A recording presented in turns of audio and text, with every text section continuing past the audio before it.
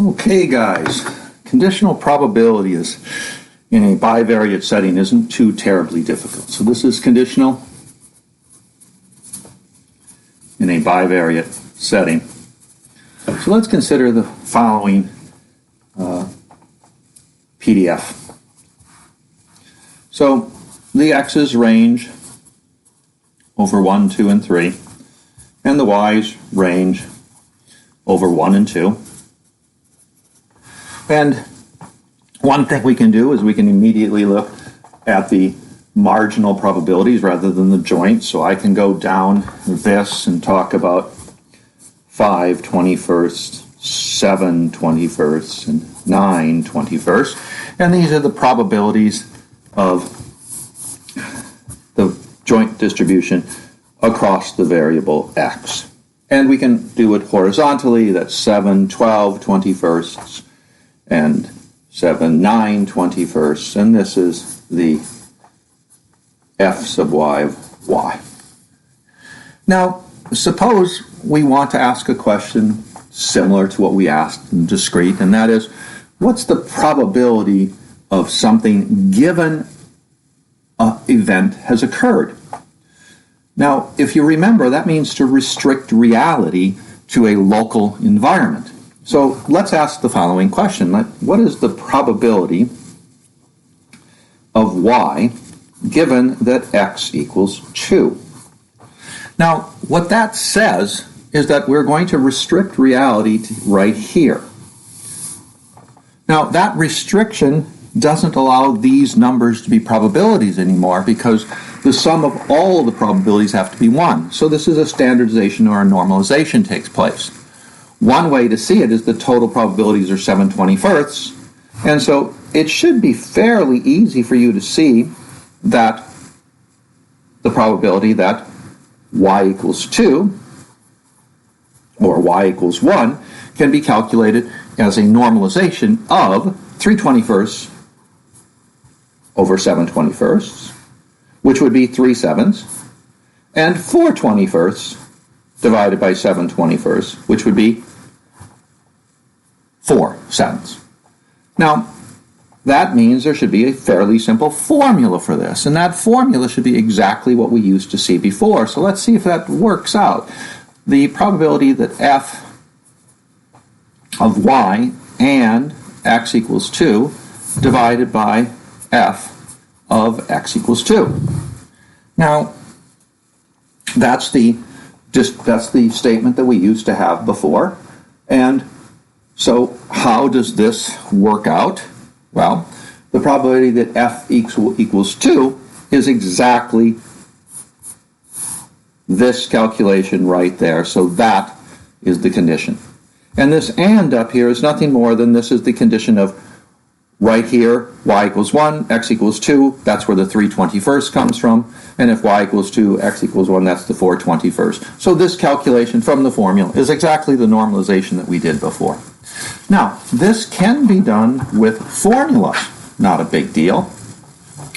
So if you have if you have a distribution f of xy, which has a rule here, then you can implement that rule and you can hope to come up with a formula for the conditional's probabilities. Those are not exactly simple, but they do work well. Sometimes the formulas are straightforward, other times you calculate the discrete values.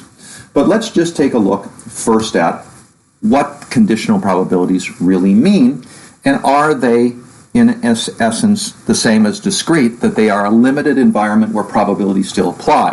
If you remember, when we had a one variable one, and we had, for example, the probability of x given that something was 3, an event of 3 happened, and we calculated, we discovered that that was a probability function. So let's see what happens here. Let's suppose that we have an f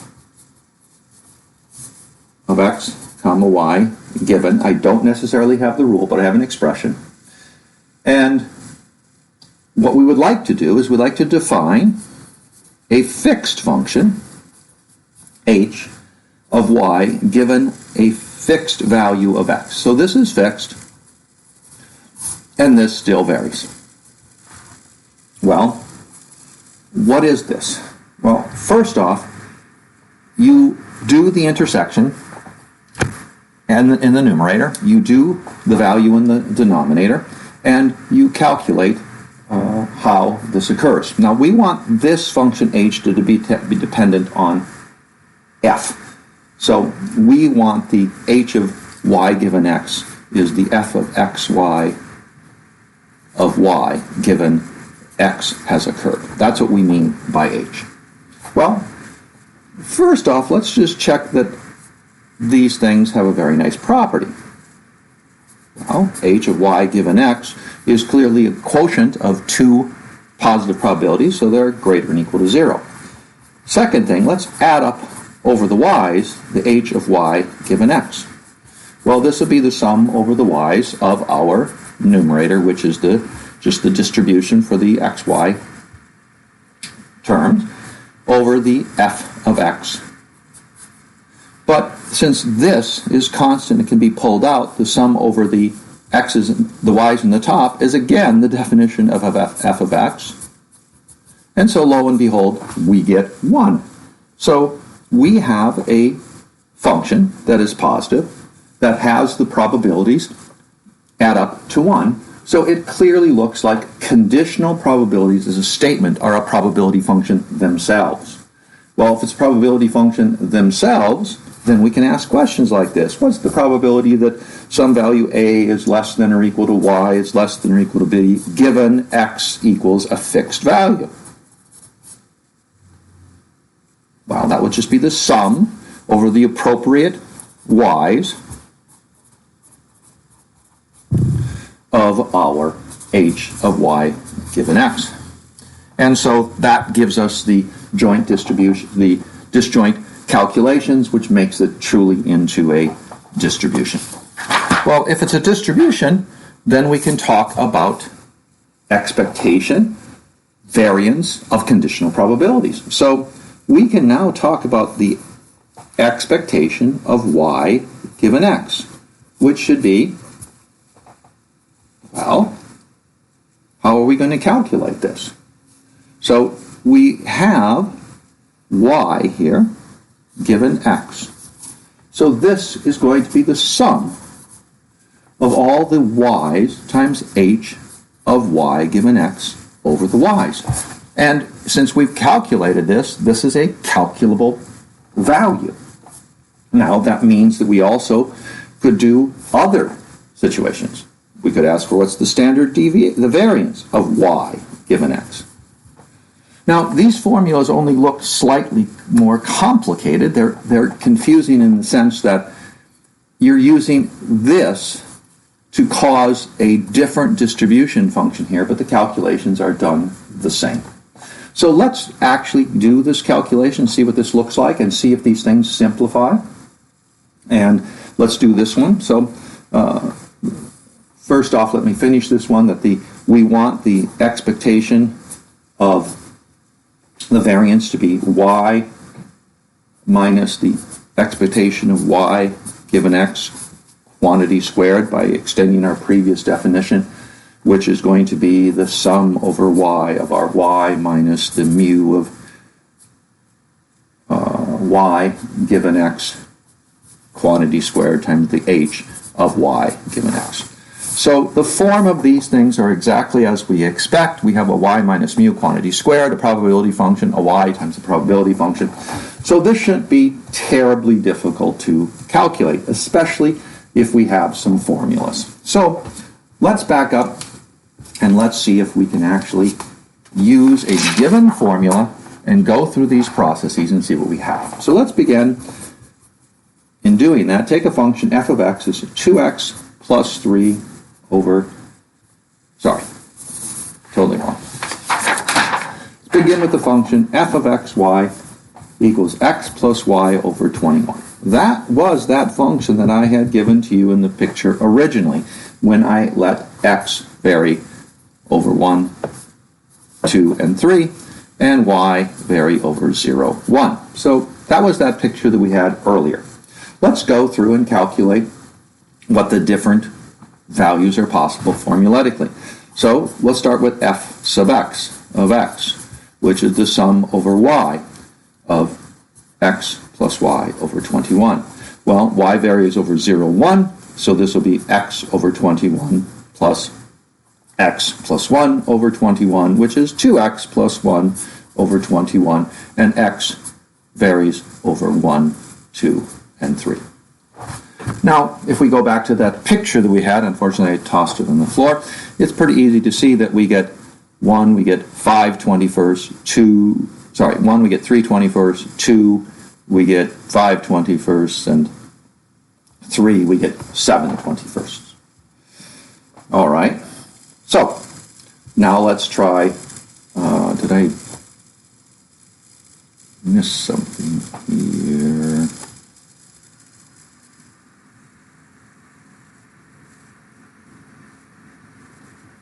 One second. Yeah, what I missed there was y is not 0, 1, it's 1, 2. And so this is 1 and this is 2, and so we get 2x plus 3 over 21, x in 1, 2, 3. Now the values are, put in x equals 1, we get 5 21st, x equals 2, we get 7 21st, x equals 3, we get 9 21st, and that was the value that we had in the table over there, and they sum up to 1. Now, doing the same thing, our f sub y of y sums over the x's of our x plus y over 21, and when that one's done, we get 3y plus 6 over 21, and y is 1 or 2. So we can calculate these f sub x's, f sub y's, the marginal probabilities. So now, let's see if we can calculate a conditional probability from these two values.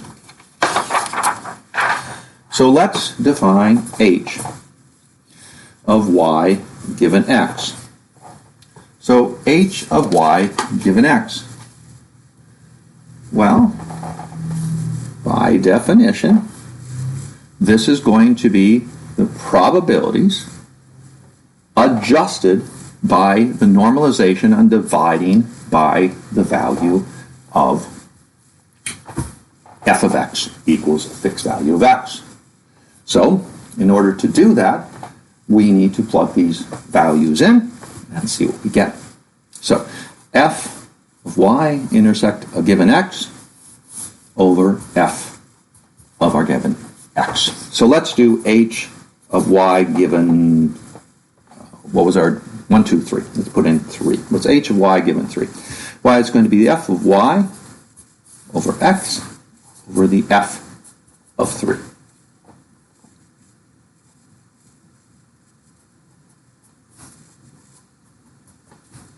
Well, our f sub x of 3, from the formula, we had f sub x of 3 is 6 9 21st.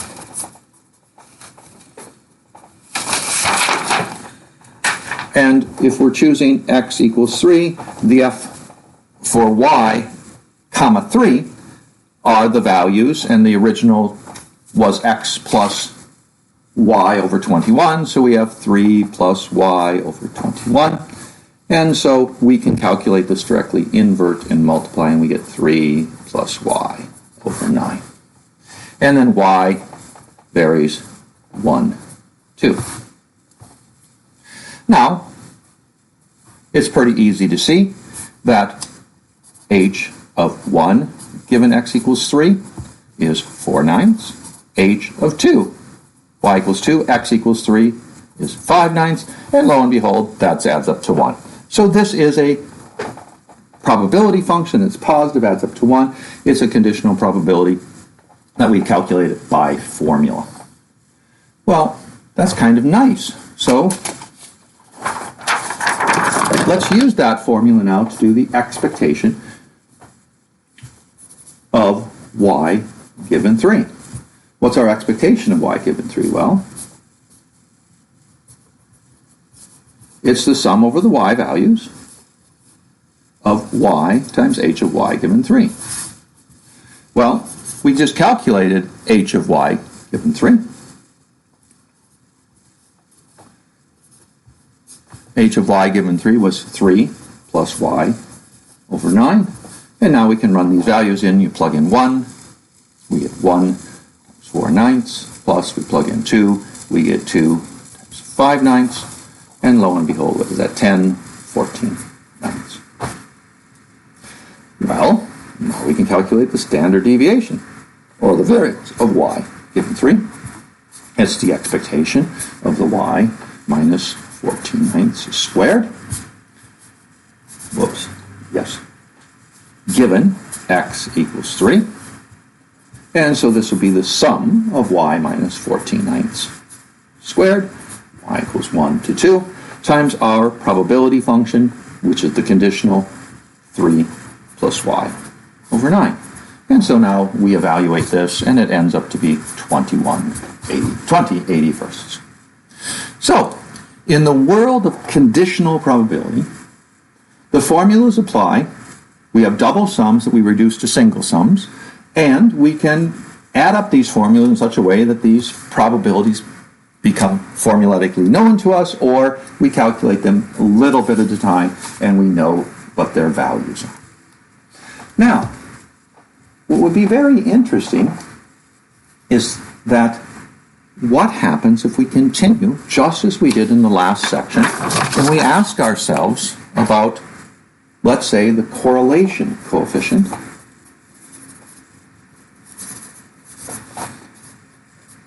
over a probability function, say y given x.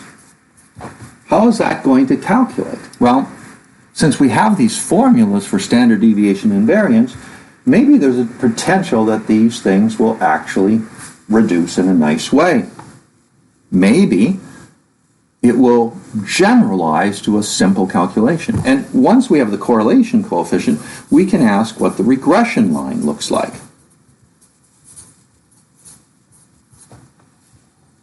So, what really makes this important? Well, again, it's not the importance that lies within the theoretical construct. It's the importance that lies when we do empirical data and somebody thinks that they have something going on, and they might have a situation where, oh, in this situation we had a fixed value of one of the bivariate variables, and now we'd like to know what's going on.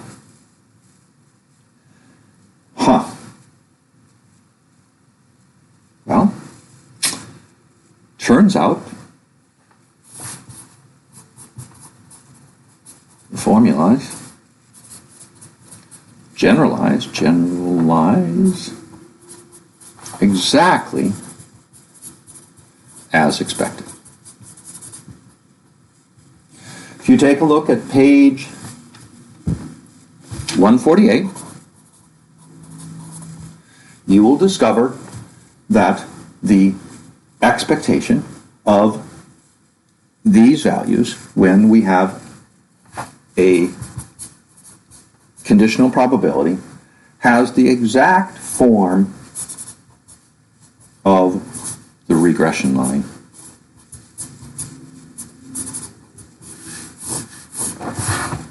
And this tells us that the regression line is allowing us to understand these values in a restricted sense. This is pretty crazy. This is a theoretical basis for understanding how the regression line relates to the descriptive statistics of the two variables. It is a predictive tool. All right.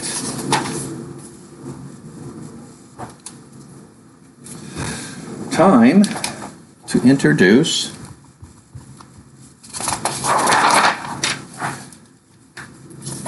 a slightly different idea. So the new idea here is that when we write down the expectation of y given x, we can calculate that for each x, but suppose we think of x as variance. We take the expectation of y given x, where now the second expectation varies over the values of y. I'm going to calculate this. So first off, this expectation is going to be done over the varying values of y, because the expectation y given x has to be fixed. So this is the sum over the sample space of the x's over the sum, and this is over the sample space of the y's of y times that conditional probability of h given x. That's the calculation. But this one, summed over the sample space of x, has to be then over the marginal probability of f given x. Otherwise, it's not an expectation. All right. So now, this can't be that complicated. So let's just take a look at it. First, let me write this as s dash x here. And this sum is s dash y. And first, we'll calculate this, which we did earlier. Y times the h of y given x means we're summing over the y's. The x is fixed, so it's f of y. F of x comma y over the f sub x of x.